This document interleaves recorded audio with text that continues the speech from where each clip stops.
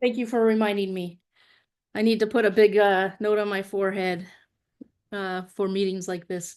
Um, to continue on with the history, we do have some websites. This is the brand new website that the Water Quality Monitoring Council and the state has put up for the trash monitoring work group. You can find a lot of different information there.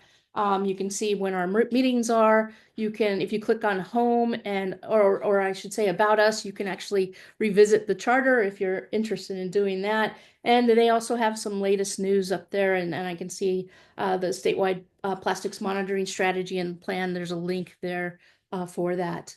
So, and we do have some input on what's on this page. So, as a group, we can talk about other things that we might want uh, to put up under latest news, and certainly all the meetings will be posted here.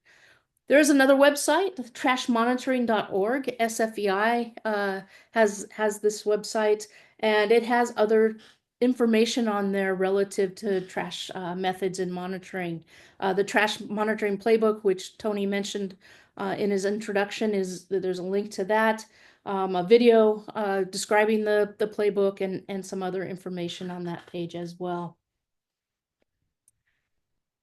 We also have a YouTube channel, and that YouTube channel has all of our recorded meetings for all of the trash monitoring work group meetings and the data management group meetings and the microplastics subcommittee meetings. So if you want to see some really great information, there were some really good talks and lots of great information that came out of some of these meetings. Uh, Definitely feel free to revisit them. We had some really great microplastics talks, and we've had some really good trash talks. Particularly, one I remember was around encampments, and it was a little bit different as far as topics go, and it really put a lot of that, uh, um, a lot of the encampment feelings in perspective for me, because it came from the perspective of the person living in the encampment rather than from somebody who was just visiting or working outside of that realm. So feel free to look at those videos. If you have any questions, let me know. And that is it for the brief history. I'm gonna stop and pause for just a second. I'm gonna turn my screen off so I can see you guys because I can't see otherwise, and ask if anybody has any questions about any of the history of the group.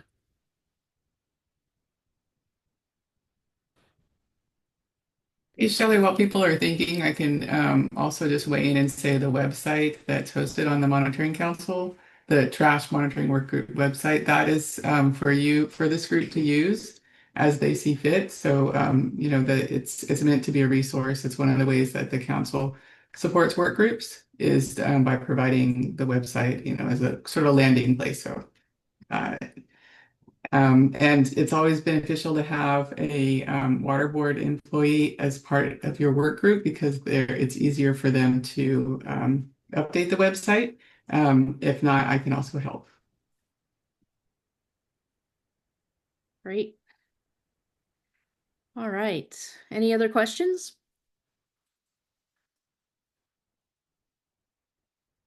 All right, so a little bit of the history. Let's go into the leadership part of it.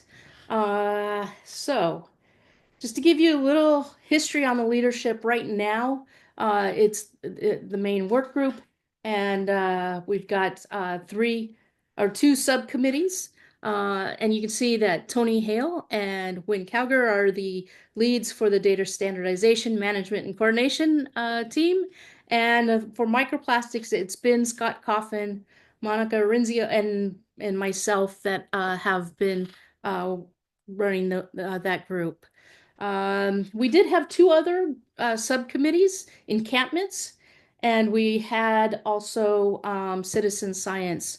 And citizen science, it was Sherry Lippiett, who was used to be with NOAA, who's moved on since then, and I think it was Aaron Hyman, and also uh, Dahlia Vidal that were part of that. And then for encampments, it was um, Caitlin Kalua, and it was also I'm pulling up names, Sarah Hutmacher out of San Diego River Foundation.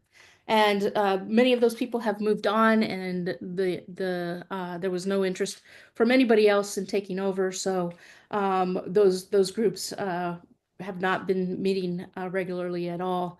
And we can restart them as if anybody has any interest in doing that, or we can just keep them as past groups. I know for the microplastics group, I don't know if Scott, you want to say anything about that, but it was great having three co-chairs. We were planning meetings pretty regularly, and all of those again are up on the YouTube channel to view. Scott cannot continue in a leadership role on this subcommittee, so and I have not heard back from Monica. I will keep reaching out to her. So if we want to keep the microplastics subcommittee going, it would be great to have somebody else volunteer to help with running this group. And it really helps to have multiple people because not everything falls on one person in that case.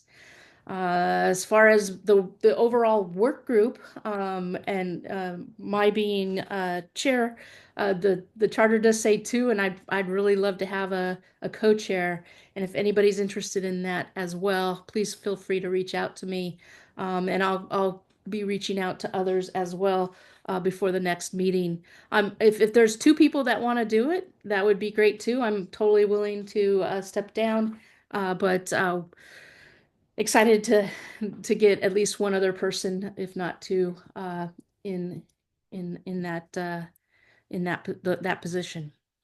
I'm gonna stop here and see if we've got anybody that has questions about what it might entail to be a co-chair, or any other questions about the position itself, or if you're interested in any of those.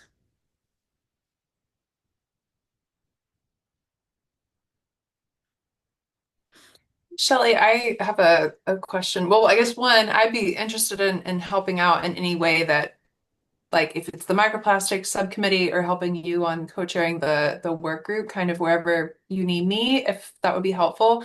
But I guess I'm also curious about, I think based on like the history, this has mostly been like an information like sharing space, which is awesome. And I'm curious if that's how you like see the group progressing, is just continuously being that type of forum, or if there's, especially I'm thinking about like the plastics monitoring strategy that just came out, if that's something that there's like specific things that we would want this work group to kind of center on or discuss in these meetings. Yeah, that's a great question, and I appreciate you offering to help out. So I don't want this to be just informational. I want this to be, if we can produce products as well and work on projects together. I have tried getting some funding for some different projects that have been proposed via some of the subcommittees. We had a subgroup to the microplastics subcommittee on developing a microplastics monitoring playbook. Mhm. And the people involved with that, myself, Harry Allen with the EPA, and Shelley Walther with LA County SAN, we did apply for some funding. We did not get it. So, but we would like to try to get some funding to help the group members to develop that microplastics monitoring playbook. And that would be one idea. There's other things. I know the data folks, Tony, I see your hands raised. If you have some input on some of the projects you guys have been working on, that would be great. Yeah, thank you, Shelley, and thank you, Leah, for your question. So I think information exchange is one key thing that we undertake in the subcommittee for data management coordination. But we also have accomplished some things in that Wynn Cowger, the co-lead, led the charge on the writing of a journal article where we all contributed time to either contributed our expertise or reviewing the content, but it was a big team that brought that journal article forward. So that was essentially one form of a product. And then we've we've used the group as a key audience for review of things. So a little bit beyond just mere information exchange, but really contributing to ideas. In our group, for instance, our subcommittee has weighed in on the Clean California Caltrans program and its use of computer vision to identify and classify trash. Through we have to kind of say that it's pre-gen AI. There's probably a term of art that I'm missing there, but it's artificial intelligence, computer vision that precedes the advent of Gen AI. So it was a pretty amazing tool that Walter Yu brought forward and we contributed to. So there are these cases when the team has really assembled together to materially contribute to the development of things. Great. Thanks, Tony, for your input. Yeah, so and as part of the microplastics subcommittee too, we also had a group on kind of messaging around microplastics in drinking water, and that was led by Brent. I don't know, I can even pronounce his last Asplanch. And I think they did come to completion and have a document that could be used to communicate and not scare people about microplastics in drinking water. So. Yeah, what I'm going to suggest is maybe let's have a conversation offline. We can discuss. Definitely want to hear what your preferences as far as groups, which group to lead, and we can talk about that. And the goal is to have some candidates by the next meeting and get somebody else voted in for both the work group and microplastics. So if you're not volunteering right now and you think about it for other people and want to ask questions, whatever, please feel free to reach out to me. But thank you, Leah, very much. I appreciate that. All right, so we're just a few minutes behind. Let me move on, and I want to invite Julian to present. He's going to talk about some of the citizen science stuff he's been working on, and I'll let you go from there. Let me stop sharing mine. Or I think I already stopped Thank you, sharing. Shirley. Yeah, let me see if this, how's that? Looks Can you see good. that? Yep. Okay, cool. All right, hi everyone. As I said, I'm a professor at Sac State in environmental studies, and I'm going to talk a bit about our work on participatory methods, citizen science, and the like. I work closely with a computer science colleague and also our Office of Water Programs, which is involved in a lot of stormwater stuff around the state. So Brian Currier is our main contact there. And a number of partner organizations. And I want to acknowledge the many students that our work has engaged, graduate students, undergraduates, through internships, and more recently in a project I'll talk about, high school interns. And it's all around this idea of providing, quality monitoring for trash issues.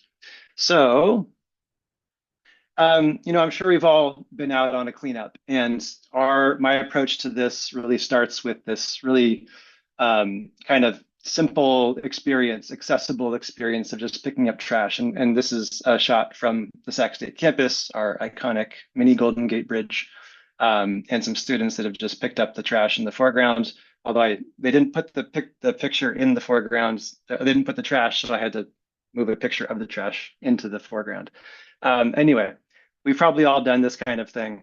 And it's really important as a starting point because, service is part of our mission at Sac State, but it manifests more as education and research and workforce development and ultimately aiming to kind of empower communities that we serve.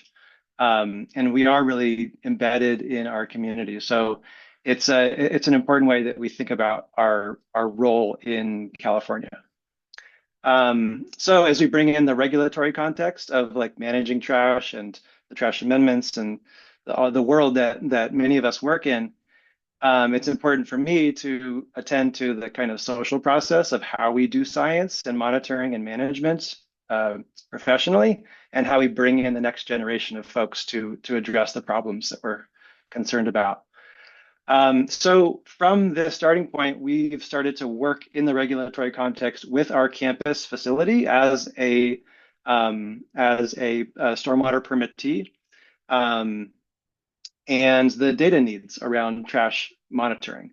And we've also sort of expanded from there to work with neighboring municipalities, Sacramento, Wessex. I think we've worked in the county also over the years, but we've kind of just been building capacity and really trying to meet this regulatory context. So that's kind of what we've developed the Trash Rapid Assessment Data Exchange, or TRADE, to do, is to kind of facilitate what's a very common experience of groups across the state, participation, adding in some education, and kind of quality assurance stuff that I'll talk about more, and trying to bridge that with the regulatory context of the trash amendments and all this stuff that we all probably are very familiar with in different ways. So I'll just drill in real quick to one example of that, which is the looming phase 2 permit for California. And, there's the new trash implementation requirements, the trash amendments, which have also been implemented in the San Francisco Bay and Los Angeles for a longer period of time on the phase 1 permit. But linking that, the work involved in that with the education and outreach and public participation components of the permit. So the mechanics of the permit, linking the imperatives to engage the community in participation and address trash in the meantime. Okay, so there's a pretty strong regulatory basis for this.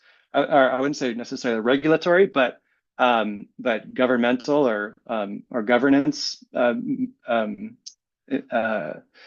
basis for doing participatory science. The EPA has for a long time had a program and a lot of toolkits for supporting participatory science efforts that we've drawn on and sort of tapped into. California has a long record with the citizen monitoring program under SWAMP, and lots of efforts, right? And so it's about translating what so many groups do across the state do in data collection, in cleanup efforts, and making that meet the regulatory needs is our approach to it.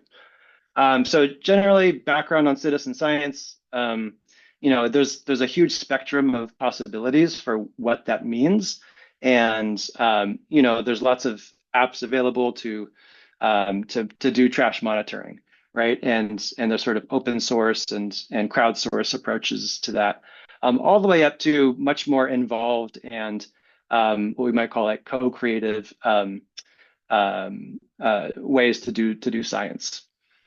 And this is not just trash or water quality, but I also wanted to just bring in, that there's a whole academic and professional discussion around participatory science, which some colleagues and I just recently contributed to in this journal article, where we looked at case studies of best practices in water quality in general, and tried to kind of flesh those out. So not trash specific, but ways that community groups, community-driven science, working with in kind of a governance context can do really well, can make that relationship work well, right?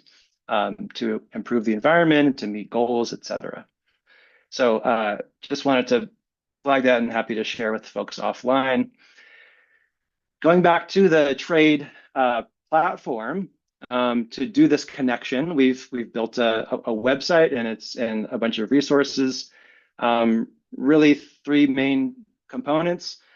We did create a new app to the mix of trash apps out there. Ours is based in the Survey 123, so an S3 product, which can integrate nicely with a lot of the kind of the regulatory world, where that's a pretty common software platform. There's a background database where data is held, and then there's a display dashboard, which I'll show you in a little bit, But important in this process, right, is the aspect of quality.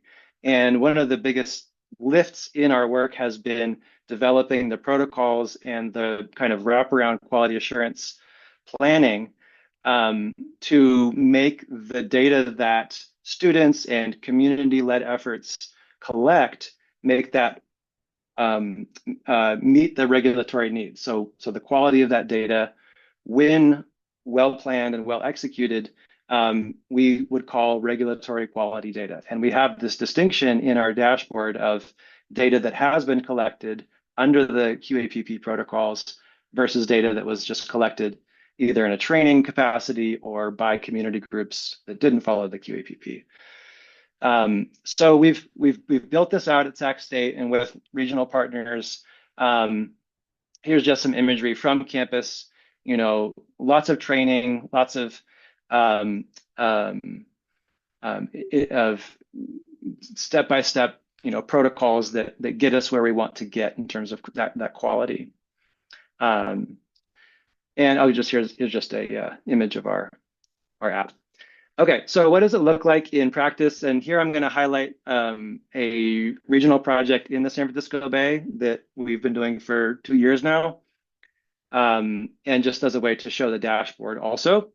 But you can see that there's lots of ways that we can display the data, and I'm not going to go into all of them, but the way that we collect surveys on locations within cities for permittees, for municipal permittees in this case, and the locations that we've designated to monitor with them for our students.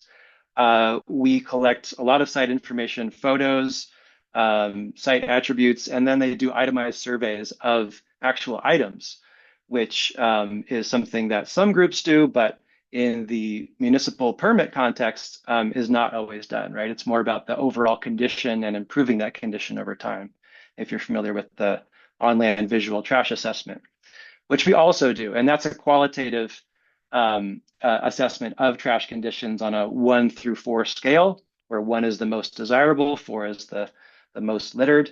And our students have been trained to do that, to do those assessments and to do them well with quality assurance checks, like I said. And these, we've been collecting data for 2 years now for 4 permittees in the San Francisco Bay region. And we've shown improvement with, a lot of context there. But, this is, like I said, the phase 1 permit in the San Francisco Bay.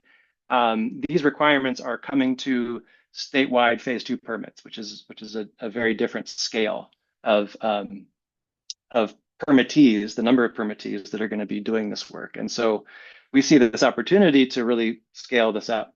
And I'll highlight a few more things about our project in the Bay Area. A number of partners listed here, particularly a local organization called Earth Team that does a fantastic job of educating of running the high school internships and training students to do this quality work for municipal partners. So we're working with, here's just some basic info. We have funding right now from the EPA San Francisco Bay Water Quality Improvement Fund through this summer. We provide data for municipal partners, Berkeley, Pinole, Richmond, and San Pablo. We put a lot of work into the QAPP in addition to partner-specific monitoring plans for each city, because every city has kind of a different need. We have, importantly for the design of this implementation is the network of expertise supporting the students, right? Not just the internship trainers and leaders, but me and Keep California Beautiful and the Office of Water Programs and interns at universities that are sort of at a higher level of training and provide different roles.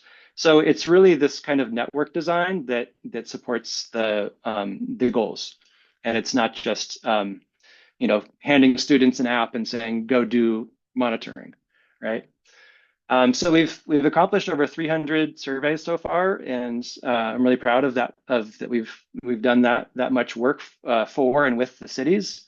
We've been able to provide paid internships for local high school students, and just I want to circle back quickly on that where I started about education, right? These are 112 students that now can see themselves in professional capacities, and that's a really important outcome.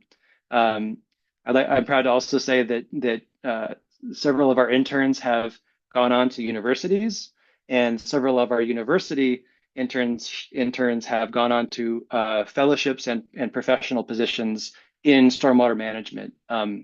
Some at our municipal partners, and one at a different city. So we can already see just in this 2-year period, kind of this engagement of students and in doing the science differently. Right. We've also worked really closely with several key community groups on cleanup events and done a lot of communication and outreach to the community. So this is one event at the Berkeley Shoreline Festival last summer, where you see high school students educating the public about stormwater um, and trash management and monitoring and their approach to doing those and their contributions to the city of Berkeley, which is the tent right next door. You can see on the bottom picture the Public Works tent. So we work really closely with the municipal partners. It provides a lot of value to them. And coming to the bigger picture of trash work in California with the phase 2 permit and other contexts, there's I need to articulate the business case for participatory trash monitoring, because that's not always clear to municipal partners that are the permittees is who I'm referring to. So, clearly they get supplemental monitoring capacity above and beyond their strapped resources of staff and funding to hire consultants, right? Which is typically how they do it. They get to check a lot of boxes in other parts of their permit around community engagement and participation, which is critical, right? And is also a BMP for stormwater according to under the NPDES program. Trash, unlike a lot of other pollutants, is very accessible. It's meaningful, it's impactful, and it is easy to engage the public on it. I think that the aspect of workforce development is clearly a benefit for cities. When you have a public that is engaged in this kind of work, you get an engaged public, and you get a public that is more responsible and more sort of with the goals of this kind of work. Barriers, there are, of course, probably more than I'm thinking of, but quality assurance is a huge one. And we've seen that and faced that, and I feel good about the work that we've done so far. Our QAPP quality assurance project plan was approved not only by the federal EPA QA office, but and the Region 9 office, but by the regional board itself. And so the work we're doing is acknowledged and valued by the regulator in the San Francisco Bay, and that's an achievement. But elsewhere, it's a barrier. It's a perception barrier, and it's a practical barrier of showing the steps that are needed to do quality trash monitoring. The hassle of coordination is, of course, ever present, and that's where I think our role comes in as a university, that we are a great connective structure between municipal partners, the regulators, and the community. I think we can sort of move around those different parts as pretty nimbly, and with students at the center, we can pull that off and educate them at the same time, prepare them for the workforce. The data management tools are of course a factor in how we facilitate all that engagement, right? And funding is of course ever present for everybody, but we're presenting what are probably unorthodox methods, right? Trying to show that high school students can collect data that typically a professional consultant or city staff would do. So again, that's part of the perception issue, but it translates into funding. From our perspective, with this project looking ahead, we are looking at expanding, the engagement with the regulated community, the permittees under the phase 2 permit, and maybe in other contexts. Finding ways to engage community, other groups doing community monitoring. The data exchange, needs to maintain quality, but can be open to input and contributions from other groups. One of the ways we're thinking about doing that, but also just supporting the quality assurance work, the regulatory quality we do, and fighting that perception issue is AI tools. Computer vision, Tony mentioned. We've already developed some tools for that, but AI is a potential for bolstering and supporting this approach to monitoring. We do aim to inform policy developments. Not only the new phase 2 permit, but the monitoring framework that Tony will talk about, and maybe some of the policies that Tom will talk about around tobacco products. So, I think anytime that we can make the goals of policy and the outcomes of achieving policies, the process of achieving policies more community engaged, that's a positive from my perspective for everybody. So yeah, workforce impacts also, that's the point I mentioned actually about the project. So hopefully a lot of our interns will continue into these careers and someday be our professional colleagues. So thank you. And at Sac State, we say stingers up. This is Slamson, who came to one of our events last a couple years ago in South Sac. And you can click I think this QR code will still take you to our website, but please email me if you have any questions. And I am right at 20 minutes. Thanks, Shelley. Yeah, thank you. Great work. I'm very impressed with the students and all the participants you have in that program. That's awesome. We have time for maybe one or two questions if anybody has any.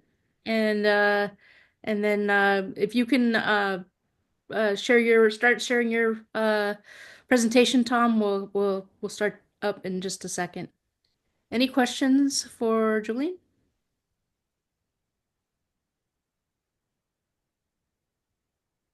Yeah, I had one, if I might. Yeah. Yeah, keep California beautiful. Are you aware if I think they're an affiliate of Keep America Beautiful, are they not? And if so, Keep America Beautiful is kind of a subsidiary of Philip Morris. I don't know if you've run into that yet at all. Well, yeah, it's come up, and I won't speak for KCB on that relationship, but the people I work with have good values and ethics, and I think they have a really important reach. They're doing a lot of the Caltrans implementation on Clean California, and I think there's an important role for them. So that's all I'll say on that. There are grants that come out of KAB for a cigarette butt prevention and recycling program. I can speak to that a little bit, actually. Yeah. And Tony, we are a hornet. I'm not sure if their stingers go up or down, but oh, Slamson, yeah, he's got just a pinky up. I see Erica's hand up too. If we have time for one more. Thanks, Julian. Thanks, everyone. I guess if there's time after Thomas presents, I was hoping you could go back to one slide in your presentation, and I realize time-wise that, and if not, I'll track you down later. Just you had a graph, and it showed kind of starting here and coming down slightly. But I was just hoping we could look at that more closely.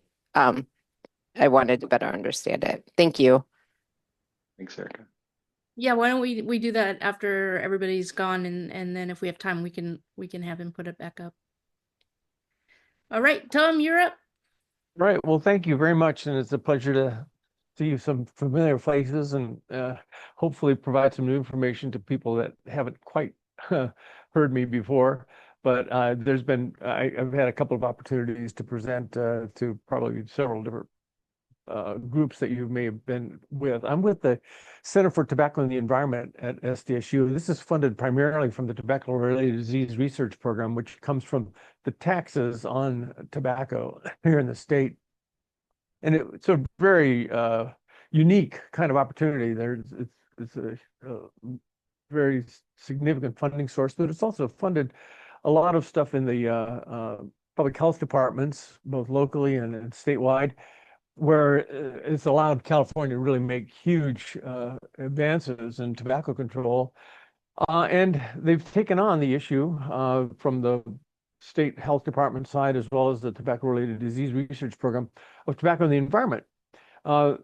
Just because I think it also matches up with a lot of other emphases here in California on the environment, especially on water quality and plastics now as well.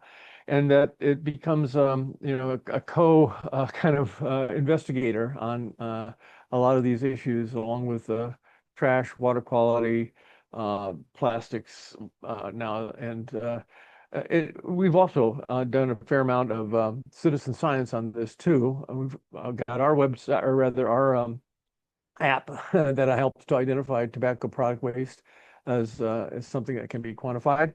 And there's a lot of parallel activities going on here.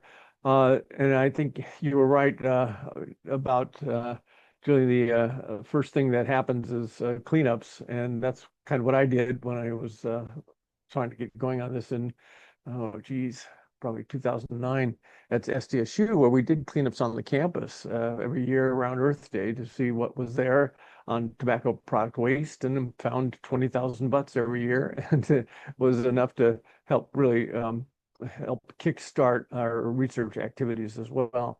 So anyway, it's an interesting problem. Let me talk to you today about filters primarily, and hopefully talk about the policy approach to this a bit more. But these are the plastic, non-essential plastic, single-use plastics that are put on cigarettes to keep selling cigarettes, basically, and to keep tobacco bits out of the mouth of the smokers. I'll talk about the anatomy and the chemistry and some of the ecotoxicity just briefly, some about the knowledge, attitudes, and beliefs about filters that are sort of in the way of actual policy remedies. I do want to revisit tobacco industry efforts and some of the new things that are going forward in terms of bans on the sale of filtered cigarettes, as well as environmental litigation that's now happening in Baltimore. And also a little bit on the global sort of perspective on this. Although the U.S. is no longer a member of the WHO and hasn't signed on to the Framework Convention on Tobacco Control, the FCTC, lots is happening at the global level that will influence, I think, what we do here in this country as well. So filters really go back quite a ways, back into the 1860s. And, you've all probably seen, the kind of cigarette holders that were basically there to keep cigarette or tobacco bits out of the mouth. These things have been made out of lots of different materials, including asbestos. That was on the I guess what was the name of that filter? Anyway, it was marketed for several years, and even when it was banned, it was the Kent micronite filter there in the 1950s. So these things got much more popular as the health impacts of smoking got known in the 1940s, 1950s. But still in 1951, only about 1% of all the cigarettes sold in this country were filtered. That started to increase quite rapidly by the late 50s. And then with the quote health scare that was published as part of the Surgeon General's report in 1965 here in this country, but even before that in the UK, the Royal College of Physicians made official government policy. It was that lung cancer, laryngeal cancer, chronic bronchitis, cardiovascular disease, and other diseases were caused by cigarette smoking. That's an important concept, cause rather than association.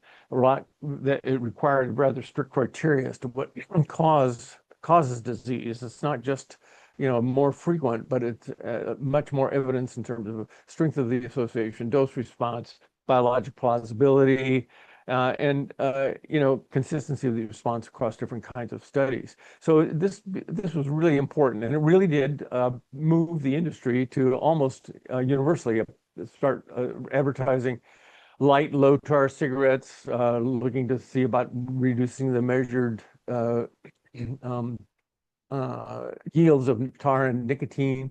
And it was something that, was very threatening, of course, to the business. And so the main purpose of the cigarette filter was really to keep their business going. One, it did actually lower the cost of manufacturing because cellulose acetate is cheaper. It's cheaper to make a filtered cigarette. There's more tobacco in the unfiltered cigarette, which probably had a lot to do with the sort of early studies that showed unfiltered cigarettes being more harmful than filtered cigarettes. But as I'll say, it's not something that has persisted in terms of evidence. And then to convince people into thinking that filtered brands were somehow safer. And there was all sorts of advertising, which is no longer really allowed as much. You can't say light or low tar anymore. That was actually settled as a RICO's lawsuit against the industries back in the 90s. But at any rate, it's something that we now understand is not, again, not a health harm reduction device, but really a sales item. So it was commonly manufactured by chemical companies and not the tobacco companies. So it's Eastman, Dow, and others that are part of this, which makes it a little challenging sometimes to think about how to approach this as a plastics product, because so much of it is known as a tobacco product. And, the plastics treaty that's been negotiated really had a hard time recognizing tobacco products as plastic as well, single-use plastics. So it's cellulose acetate, an acylated polymer that is plant-based and is made up of strands, microstrands that form as they're compressed and plasticized this tube that's called a tow, which is attached to the cigarette. And it's 20 to 30 millimeters usually in length, which is then of concern because of the trash amendment. And something over 5 millimeters should not be going into the stormwater system. And the other part of this that's really important to understand is that it's not really degradable. It'll be photodegrade a little bit better, but it doesn't. And there's been lots of research now to show that there's a persistence of the body of the filter over time, but also even if it's agitated or stepped on or otherwise, there's the microplastics that are produced and even nanoplastics. But up to 10 years, these individual filters could persist, and there's really not a really good biodegradability opportunity because of the plastic nature of them and because of the effect that they have on microbiomes that surround them and are necessary for biodegradability. Also, I'll mention a little bit more on recycling, but this is not something that is of any practical nature because you can't really reduce the burden by collecting enough of them to do recycling, and the stuff that comes out of it is not evaluated in terms of its safety or marketability. So, the environmental burden is unknown completely, but because we don't have a monitoring system, we don't have a surveillance system, but we do have surveys. We have self-reported surveys of smokers as to what they do with their cigarette butts. We have observational studies that, smokers get followed around for a while to see what they do with their cigarettes as they smoke them. And so somewhere between a third and maybe 3/4 even may be discarded into the environment. We don't know for sure, but what we do know is that there's global cigarette sales of almost 5 trillion each year, and more than 90%. Here in the United States is 99.8% of cigarettes are filtered. So that's a lot of cigarette butts. It's trillions, whether it's 33% or 75%. So there's a range somewhere between 1.5 to almost 4 trillion. And then there's also non-commercial or non-legally sold cigarettes, which may actually even be another 500 a trillion each year sold.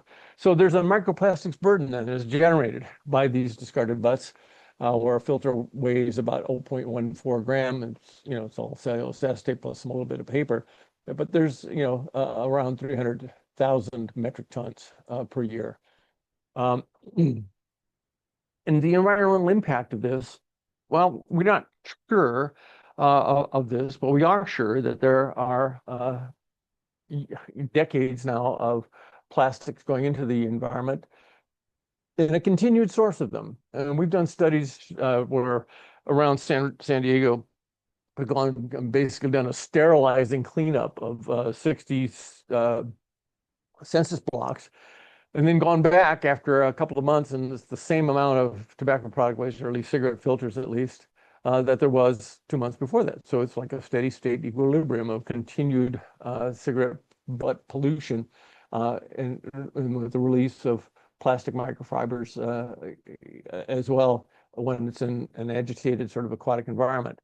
We also have seen many studies now come out showing the toxicity to various life forms, starting with single cell organisms all the way up through fleas, frogs, worms, mollusks, and it's something that is even affecting, they can even affect plant life. The San Francisco Estuary Institute, I think you may probably all know about this, did do a water runoff study, urban water runoff study, showing the cellulose acetate was a predominant fiber. So what else is the source of cellulose acetate? Well, rayon is, also eyeglasses and photographic film, but it's unlikely that that stuff ends up in stormwater systems or the runoff from the surface. And so my thought is that all of that cellulose acetate is probably from cigarettes, 99%. There's also evidence of bioaccumulation of the chemicals, at least, in cigarettes into things that might be in the food chain, and accidental ingestion can be toxic to humans and animals as well. I think the important thing is that it's not just the coastal cleanup, but it's almost every single sort of cleanup. It seems like urban, and even those that are sponsored by the tobacco industry, the Keep America Beautiful folks, it's over a third, usually, or around a third of all the waste items that are collected are cigarette filters. Now that's also now being supplemented by e-cigarettes and Zyn, which has become incredibly popular rather quickly. And that's not considered a tobacco product because it's synthetic nicotine, but it is certainly considered a pollutant and should be included in any sort of approach to this toxic product. It's also got plastic in it in the Zyn. If anybody wants to hear more about that, I'm happy to talk about it. But what we have a public nuisance, for one thing. It's a blight on the streets, parks, and beaches. And public nuisance itself is a reason to go after this on a policy level. But it's also because it's now considered a hazardous waste product practically because of the chemicals that are in it and the microplastics that are emitted, and the fact that it is something that is a constant provider of trash to the environment and potentially to animal life as one potential problem, but other ecosystem services damages, mainly I think around pristine environments and the public nuisance that cigarette butts represent. So the tobacco industry has recognized that they've got a problem. They've tried everything from trying to make biodegradable filters to mostly the voluntary response. If you look at the website now for Keep America Beautiful, the grant applications, it's motivating communities to clean up this stuff. In other words, it's not Philip Morris, it's not the tobacco companies' responsibility, it's the individuals or the communities to go out there and pick up this stuff they produce, which is a non-essential single-use plastic that is attached to the world's most important preventable health risk consumer product of all. And so Philip Morris has, I think this website is taken down, but our world is not an ashtray. They at least are admitting that this stuff is junk, hazardous waste. And as a result of that, it's something that I think has to be addressed as in a different way. These are all downstream things. Cleanups, they're important, as we pointed out. They help assess and monitor, but in the case of tobacco product waste and the filter, it's not going to change anything. In fact, what we do know is that nowhere near the trillions of cigarette butts that are dumped in the environment are picked up by any kind of cleanups, especially if it's only 30, well, it's of the 30 to 70% cigarettes that may be discarded. How many are you going to get? Well, the International Coastal Cleanup maybe gets 1 million a year. That's not going to touch the burden. There's also some collaboration with NGOs like Literati and others that, again, to mobilize volunteers to clean up things. I do want to just mention again about biodegradable and recyclable filters as a solution. Recycling would require a huge infrastructure, collection, systems, transport system. And again, this stuff is hazardous waste. Nicotine is a hazardous waste product. And this is not going to be economically viable or not something that can be considered in the circular economy. Biodegradable filters, they've been studied. They can't sell them, for one thing. And again, the same problem is that this is not going to be the solution. What it might do is actually make it worse because they could allow guilt-free littering. So I just want to kind of come to the end here and talk a little bit about the international approach. There's a treaty to which the U.S. is not a signatory. It's called the Framework Convention on Tobacco Control. And there's also a tobacco regulatory working group that supports this at the WHO, where they have taken on, starting in 2022, a very active approach to tobacco as an environmental hazard, all the way from the growing environmental damages that are caused by deforestation and difficulties with the agricultural process itself, to the whole life cycle of tobacco manufacturing processes, distribution processes, and of course, waste processes that result from the non-biodegradable element, especially of the cigarette butt. And so that has come out as a recommended ban on filters. Now, the treaty hasn't yet, the Treaty Conference of the Parties hasn't yet taken this on. I was there in Geneva in December and had a chance to present a really detailed background paper that was commissioned by the WHO to support a policy such as a ban on the sale of filtered cigarettes, which will be a very big uphill swag, especially since there's a lack of knowledge and a lack of understanding about, first, what are filters made of, and second, what do they do?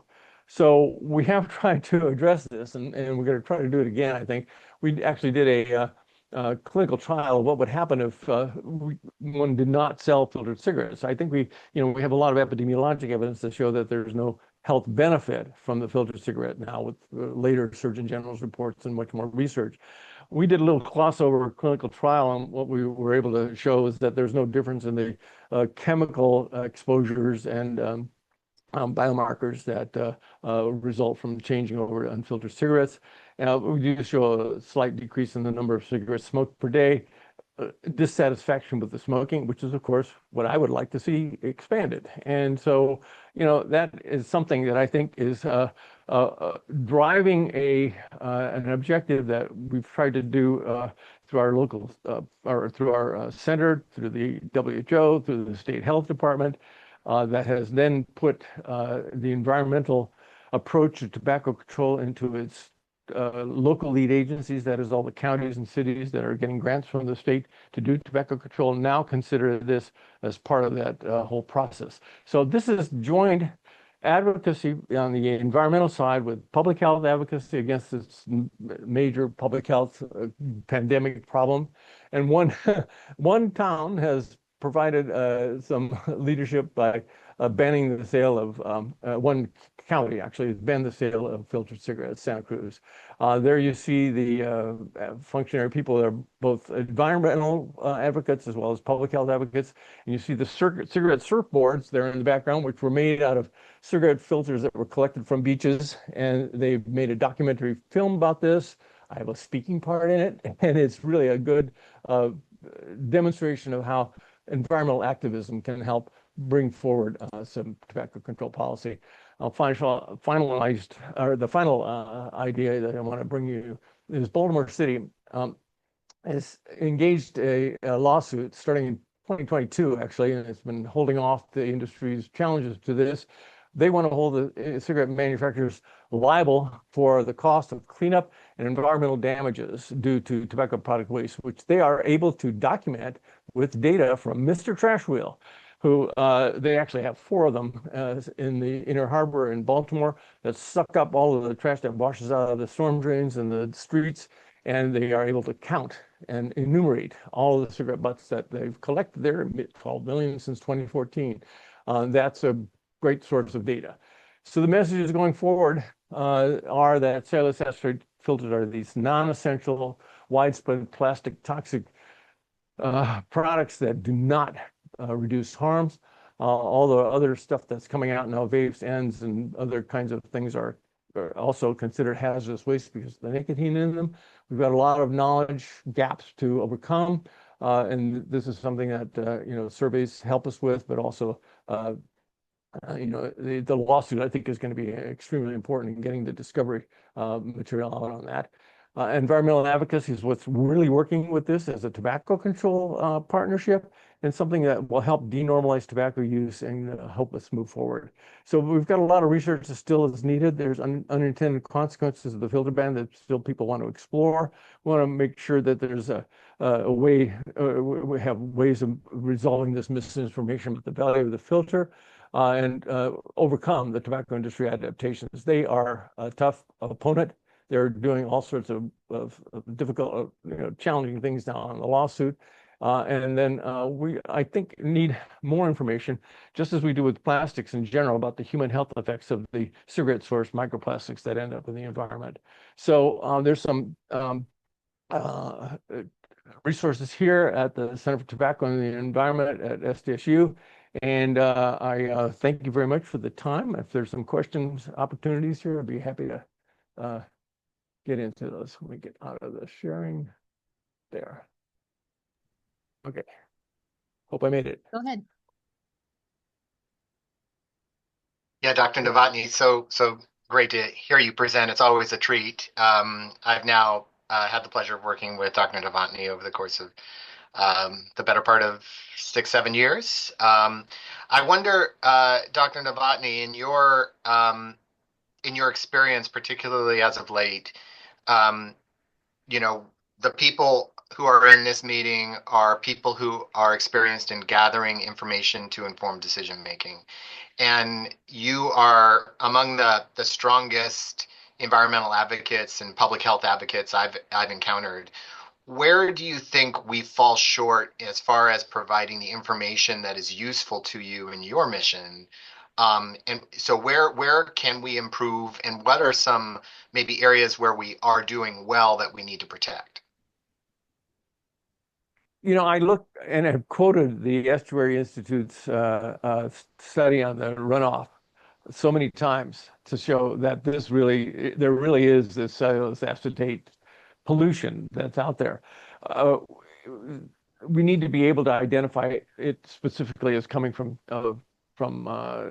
cigarette filters, though, because there's always going to be somebody saying, "Oh, well, it's going to be that's coming from rayon or something."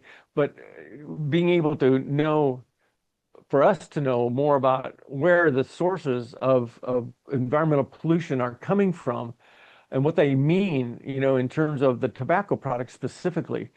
So, we, in the public health side, it's all about behavior change, or perhaps policies such as adding a tax on the cigarettes, the things that we know work, eliminating smoking in public places, etc. And we don't know very much about environmental sources of contamination and how it works.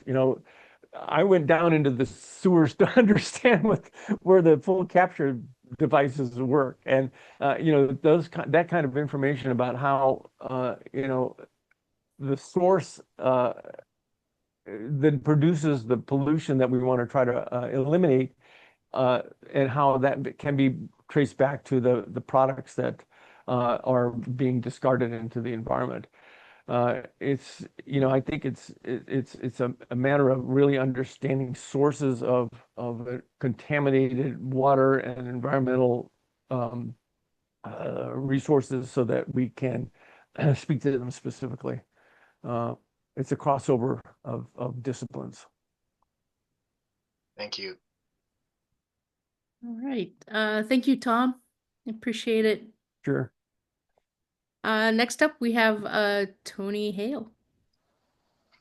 I am joined today by my colleague Kyla Kelly from OPC. Kyla will be beginning this presentation. She's has been the lead for this project. Let me go ahead and share my screen. You all tell me if you can see this.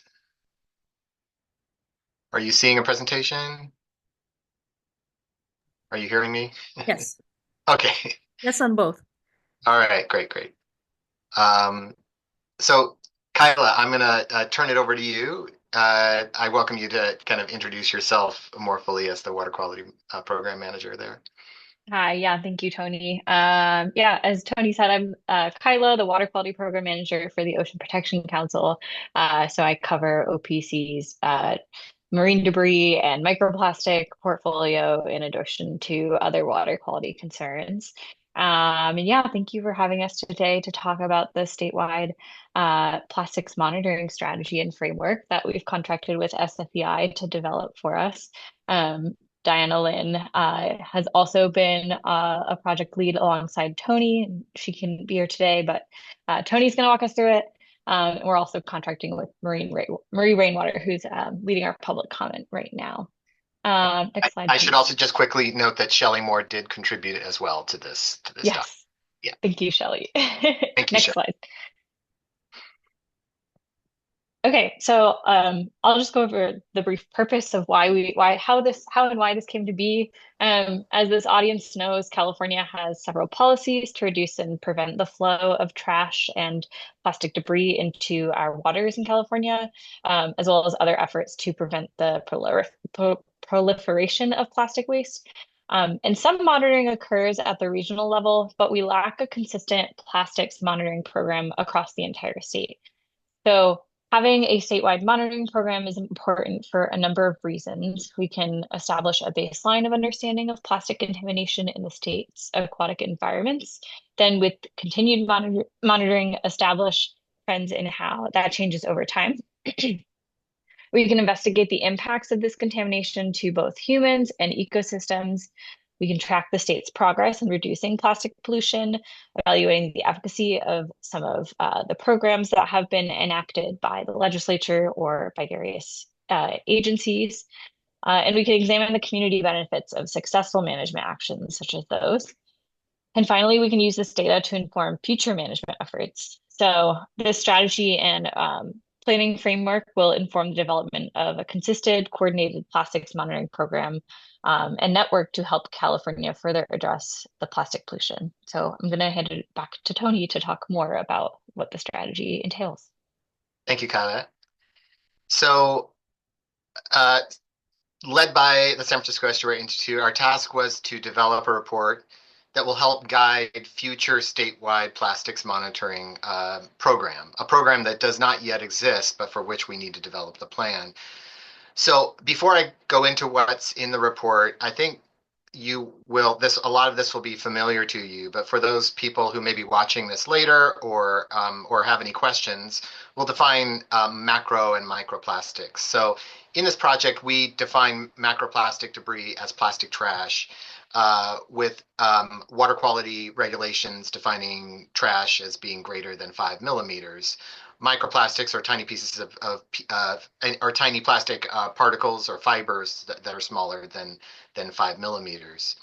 So these reflect the definition adopted by the State Water Control Board in 2020 for microplastics, which recognizes that microplastics are polymers with chemical or other additives that are at least 3 dimensions and 1 nanometer to 5 millimeters in size. The strategy also recognizes that microplastics fall into two general categories: primary microplastics, intentionally manufactured at the small size, in other words, pre-production plastic pellets used in manufacturing or microbeads in personal care products, or otherwise are those secondary microplastics that result from the breakdown of larger plastic products. So Dr. Novotny was talking at length about the cigarette butts that are an example of the macro that generate the smaller microfibers. So the report outlines a 10-year vision with goals and objectives, and then a separate strategy for macroplastics and microplastics monitoring. This separation is necessary because the methods, regulations, and information needed to inform environmental policies and regulations and the practitioners interested in each are quite different for macroplastics versus microplastics. We outlined our recommendations for how to implement monitoring in a phased approach, and we expect the plan to continue to adapt based on what groups lead the monitoring implementation, and as we learn from pilot monitoring studies. We also include monitoring implementation plan that outlines this phased approach, describing first the pilot studies that can be implemented within the first phase, within the first 3 years, and then what follows from that, leveraging the lessons learned in monitoring efforts, followed by future phases based on a gradual expansion of monitoring, science development, and lessons learned at each stage.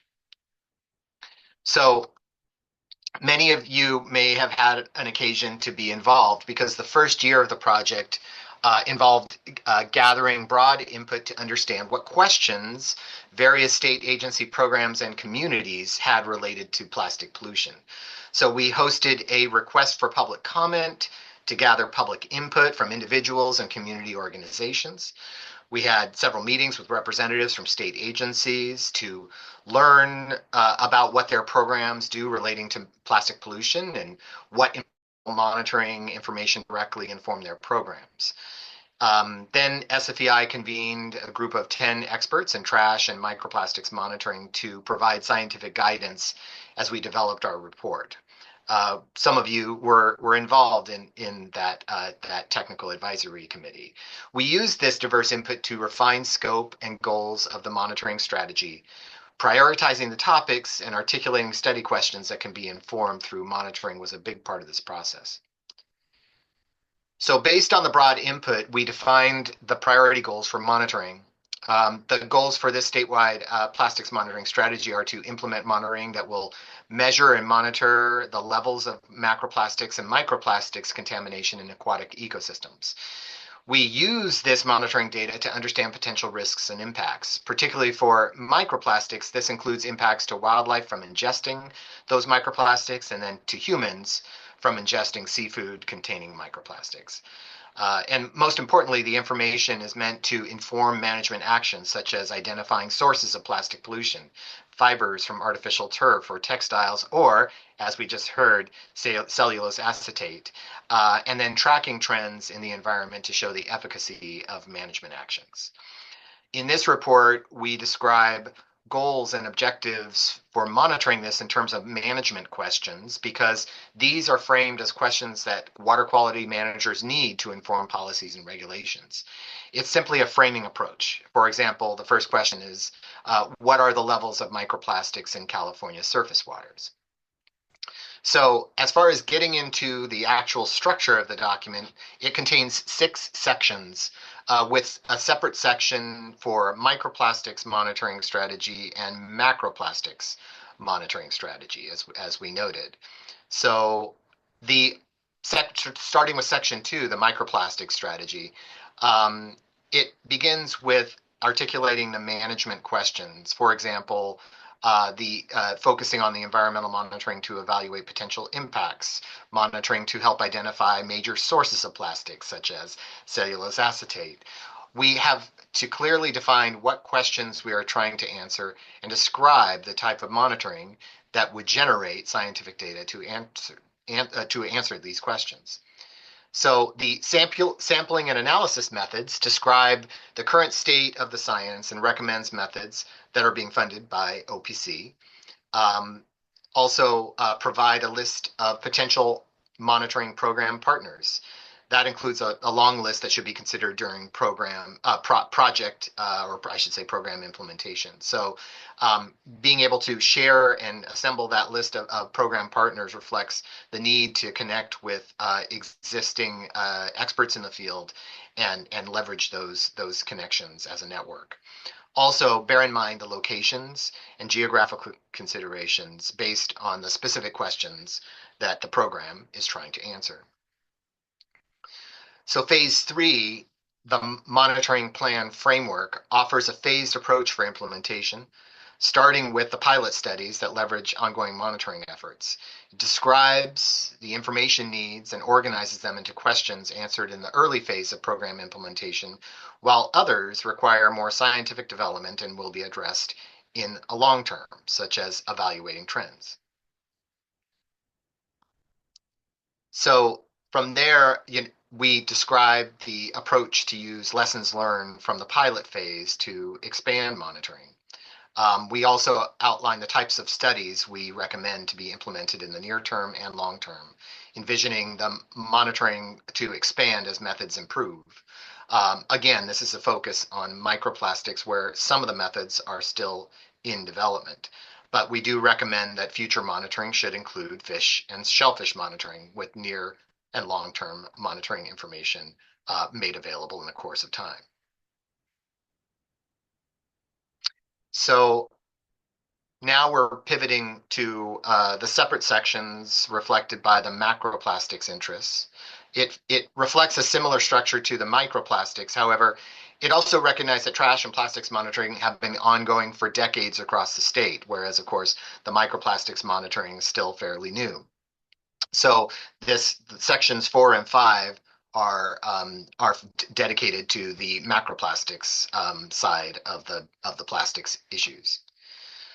So the section begins with a review of the background on plastics and trash policies and actions. So you can enter with that level of familiarity.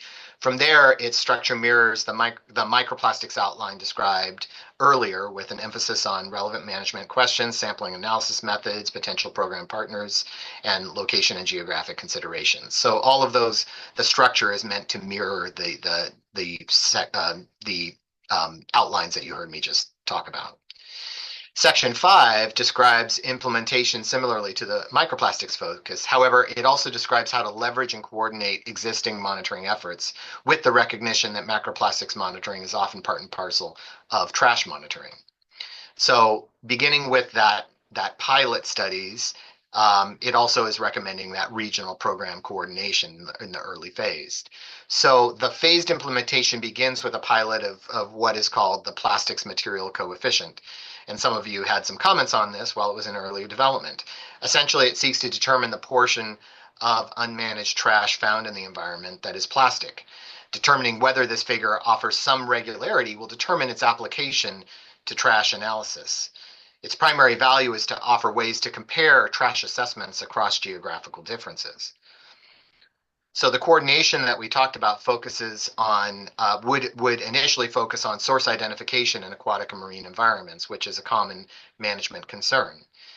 So as coordination increases, so must the data management tools used to assist with quality control and open data distribution in accordance with the transparency expected of government data systems. And we heard earlier from Dr. Fulton about the use of ESRI's Survey 123 and different tools that are a companion of the community-based science that he is helping to spearhead. And so making sure that these systems are as interoperable and in a conversation with each other, if you will, as much as possible through the development of standards is very critical. And that's why we have something dedicated to the data management principles. We could talk in detail about what there might be as far as technical requirements, but instead the section does center around principles such as openness to information, to ensure that the data practices and principles foster the most advanced data collection, analysis, and interpretation that also are reflective of the FAIR principles. I don't know how many of you are familiar with the FAIR acronym, but it stands for findable, accessible, interoperable, and reusable.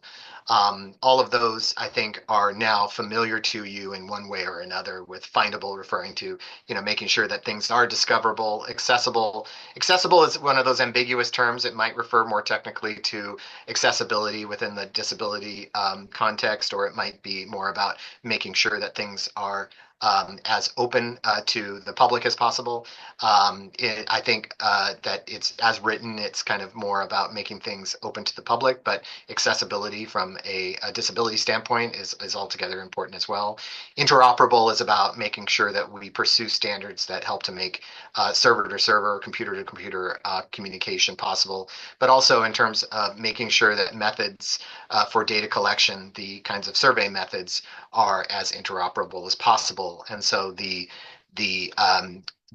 plastics monitoring coefficient is one such way to do that.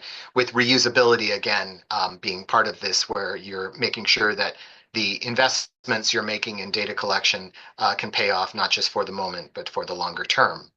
And along those lines, it's encouraging continued investments in communication and coordination, the technical infrastructure, leveraging of existing resources. In other words, not kind of throwing the baby out with the bathwater, but enhancing what we have, and focusing on mandates and incentives for sharing. It's less of an issue now, but it has been an issue in the past, where people will collect information, hoard it for themselves so that it doesn't get out there and be misunderstood. It's much better, I think, to make sure that your work is well documented so that it can be repurposed and shared. So with that, I think we made it through, leaving plenty of time for you all to ask questions. We can share with you links to the public review page. I'm going to make sure to kind of drop some links into the chat so that you have them. Also wanted to note that Kyla is here as a resource, not just for the meeting, but also as someone who can field questions if you have any. Otherwise, you can reach out to plastics@sfi.org as well. But the first link I didn't label, but that's the public review page. You can go there to kind of get oriented to two things. The document is listed there, which is the Plastics Monitoring Strategy and Planning Framework. And then the feedback form, if you do have feedback, we would welcome it. You can go ahead and click on that feedback form. All of this is linked on that page on the first link as well. Thank you very much. Thank you, Tony. Anybody have any questions for Tony and Kyla? Yeah, I have a quick question, Tony, and Kyla. This is great. I've been sort of aware of this strategy for a while. I'm curious, has there been an email uh, distribution that that the public version is available, and is this something that we could send out through the Monitoring Council's email list? Yes, thank you for asking, Lori. It is on the Monitoring Council, insofar as Shelley noted, it's linked on the trash monitoring Mhm. page. Right. So it does have a presence. It is open for public review. We're in the tail end of the public review period. Comments are due by the 11th of March, so there's still a little bit of time remaining. But there was an announcement that went out. Kyla, you can say more about that. But the bottom line is that it is open for review. It is open to everyone to provide feedback, and we would welcome it. So yes, we would any sort of amplification of that signal would be welcome. Kyla, did you want to weigh in?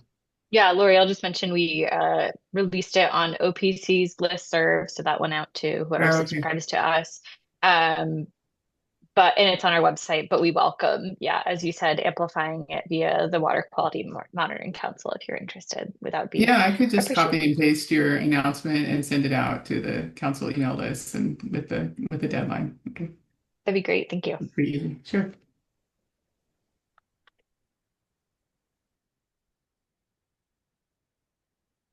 So sometimes some people have asked, I'm just going to kind of kick off questions, asking questions of myself.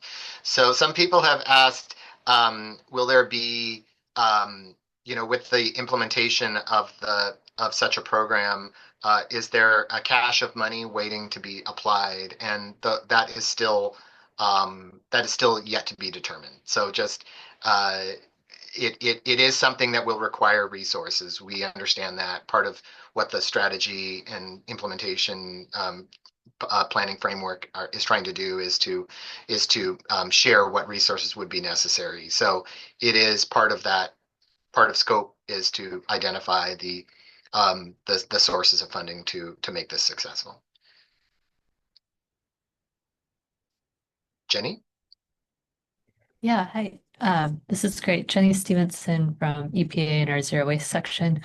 I'm curious, kind of on that note, with the like SB 54 plastic mitigation funds that be available, are there any like parts that you're like, okay, this is like the most important data need, or like is is are elements of this kind of being teed up with that potential funding source in mind? I can take this one, Yeah. Tony. Yeah, that is something we're considering. Like the public process is just beginning for how the state will be able to implement these funds, but we do have an eye towards, and I believe the bill language does say that some of it can be used for monitoring. So we do see it, um, some of the funds being used, informed by this strategy to conduct monitoring that'll help, measure the efficacy of SB 54, but also identify, these are just potential. Obviously, it's like a still ongoing process of we're deciding, but like, these are some potential avenues of deciding or determining the efficacy, as well as identifying like areas that need more help or mitigation or upstream management. So yeah, we definitely see these two linked.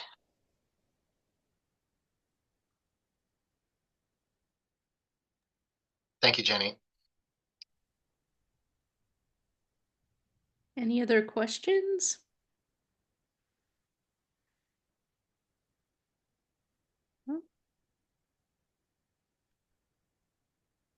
All right. It doesn't look like there's any other questions, Tony and Kyla. Thank you so much for the presentation.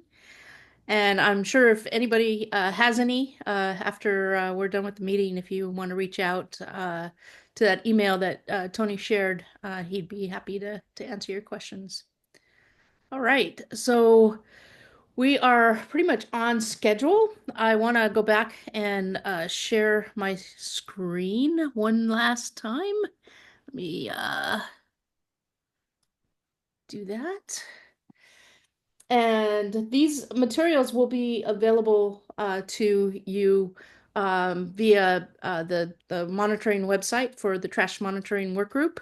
And I will make sure that Lori, you receive the agenda, or not the agenda, the recording and the presentation for today as well. So the last thing on the list, it really is to revisit that subcommittee structure. There's not really a lot to talk about. Uh, we know that we've had this history of the work group with the subcommittees. And if you have any ideas, maybe a subcommittee might be good, would be to work on things around the plastic monitoring strategy. That might be an idea for a future subcommittee as well. So if you have any more ideas, please feel free to reach out to me. If you're interested in leading a subcommittee or the work group itself, let me know. And I did want to say that again, we're planning on having more of these meetings. I'm planning on having more of these meetings pretty regularly, and I came up with these dates for future meetings. They're on Fridays. I don't know if anybody wants to tell me Fridays are not good. Potentially, I don't know. Fridays from 1 to 3 seem to be open for at least the people here. If you have any other suggestions on days that might be better or times, please let me know. Um, Given that, if there's no more comments uh, or any input, we'll give you 15 more minutes of free time for your schedule and call the meeting. Are there any other comments before we get going? Thanks, Tony, for your comment.